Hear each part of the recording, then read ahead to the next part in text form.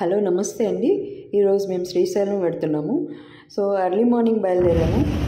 ఈ అటవీ ప్రాంతంలో ఎర్లీ మార్నింగ్ వెళ్ళడం వల్ల చాలా ఉపయోగాలు ఏంటంటే పచ్చటి వాతావరణం, పచ్చటి చెట్లు, మంచి ఆహ్లాదకరమైనటువంటి దృశ్యాలు చూడడానికి అవకాశం ఉంది. అలాగే స్ట్రెస్ రిలీఫ్ కూడా అవుతుంది, కళ్ళకి కూడా చాలా మంచిది.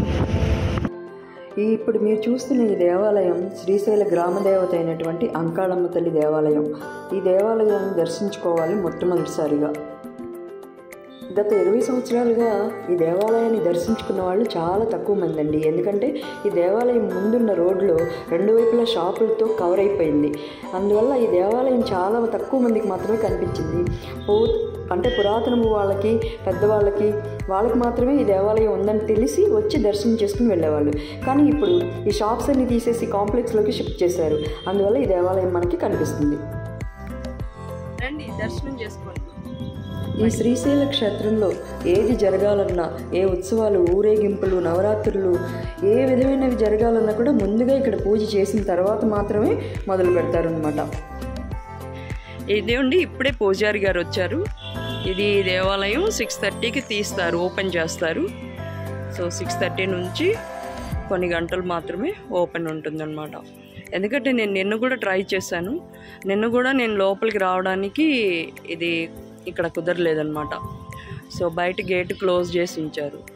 సో ఇప్పుడు పూజారి గారు చెప్పారనమాట, అమ్మ ఇది 6:30కి తీస్తాము అని చెప్పి.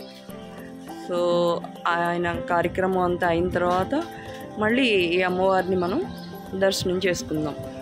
ఇప్పుడు మనం దేవాలయం లోపలికి వచ్చామండి. ఇది శ్రీశైలం గ్రామదేవత అయినటువంటి అంకాళమ్మ దేవి దేవాలయం అనమాట. చాలా చిన్న దేవాలయం అండి. గ్రామదేవతల దేవాలయాలు ఎప్పుడు ఇలా చిన్నగానే ఉంటాయని విన్నాను, నేను చూశాను కూడా. అందులో ఇది కూడా ఒకటనమాట. సో ఇప్పుడు ఈ దేవాలయానికి సంబంధించిన విషయాలు పూజారి గారి మాటల్లోనే మనం తెలుసుకుందాము, చూద్దాము.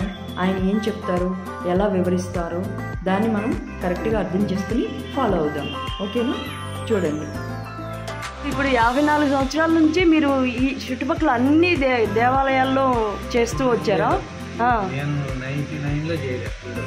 ఓకే మా నాన్నగారు చేస్తున్నారు. ఓకే. సో నేను అంటే నాకు అమ్మవారి గురించి అసలు ఎప్పటి నుంచి ఉంది? చెట్టు ఒకటి చెట్టు బరువుకి గుడి మొత్తం శిథిలం అయిపోయింది. ఓకే. శిథిలం అయిపోతే 2004లో మళ్ళీ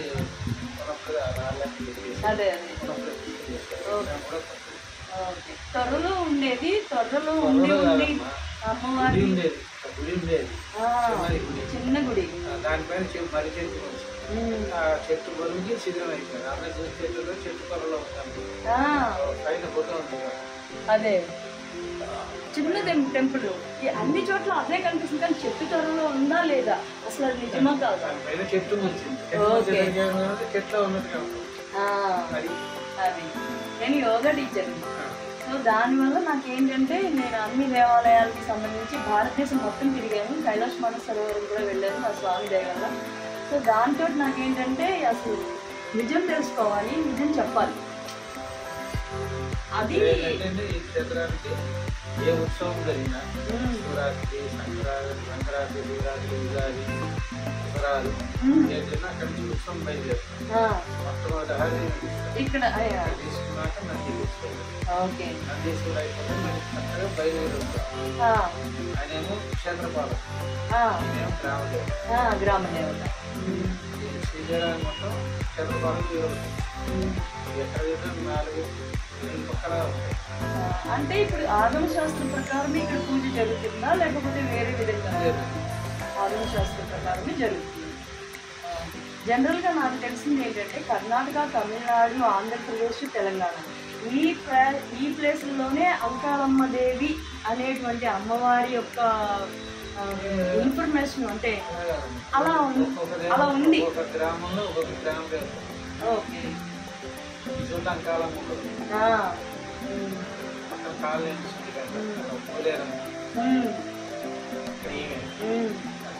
వెలుగోళ్ళు అంకాళమ్మ, తెలంగాణ దగ్గర మైసమ్మ, మైసమ్మ, కట్ట మైసమ్మ అని మనం అనుకుంటాం. పోచమ్మ, మైసమ్మ ఎక్కువ ఉండేది ఆ పేర్లే ఉంటాయి.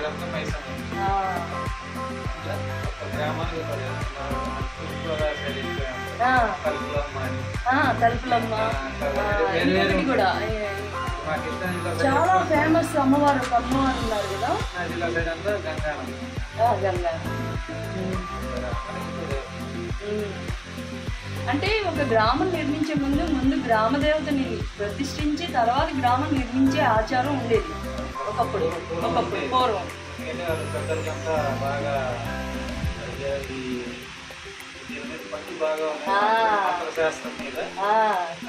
ఆలయ శాస్త్రం, శిల్పశాస్త్రం గ్రామానికి అంటే ఇప్పుడు మహంకాళి, ఉజ్జయిని మహంకాళి అమ్మవారు కూడా అంతే. ఉజ్జయిని మహంకాళి అమ్మవారు కూడా గ్రామ దేవతగా కాళిదాసుకి వరం ఇచ్చింది కూడా ఆ అమ్మవారే కదా. సో నాకు మొత్తం అర్థమైన విషయం ఏంటంటే ఫస్ట్ గ్రామ దేవత, తర్వాతే పరమేశ్వరుడైన విష్ణువైనా. అంటే జనరల్గా విష్ణు ఆలయాల్లో అమ్మవారి శక్తి ఉండదు, శక్తి దేవతలు ఉండదు. మంచళం, ఆమె పేరు మీదే మంత్రాలయ అనేది వచ్చింది. ఓకే, నాకు అమ్మవారిని చూడాలని నిన్నటి నుంచి అనమాట. అసలు ఇంతవరకు ఎన్ని సంవత్సరాల నుంచి వస్తాను, సంవత్సరానికి 2-3 సార్లు వస్తాను, కానీ ఎప్పుడు ఈ దేవాలయం కనిపించలేదు. అసలు చూడడానికి, దర్శనానికి కూడా ఎప్పుడు రాలేకపోయాను అనమాట. సో అది దానివల్ల నేను నిన్న ఈరోజు కూడా ఈ అమ్మవారిని చూడాలని వచ్చాను.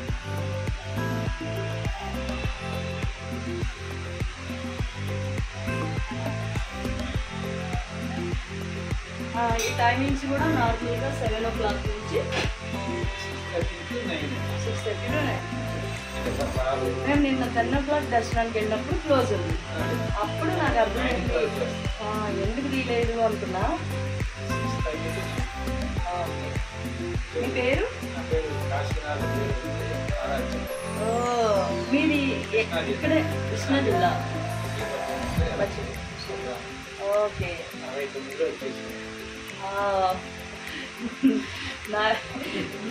నా ఏజ్ అంత కన్నా ఇంకా ముందే వచ్చేసాను, నేను పుట్టక ముందే. థ్యాంక్ యూ స్వామి, థ్యాంక్ యూ గురూజీ. ఈరోజు మీరు కూడా నాకు కనిపించారు ఫస్ట్ టైం నేను వచ్చినందుకు. సంతోషంగా ఉంది.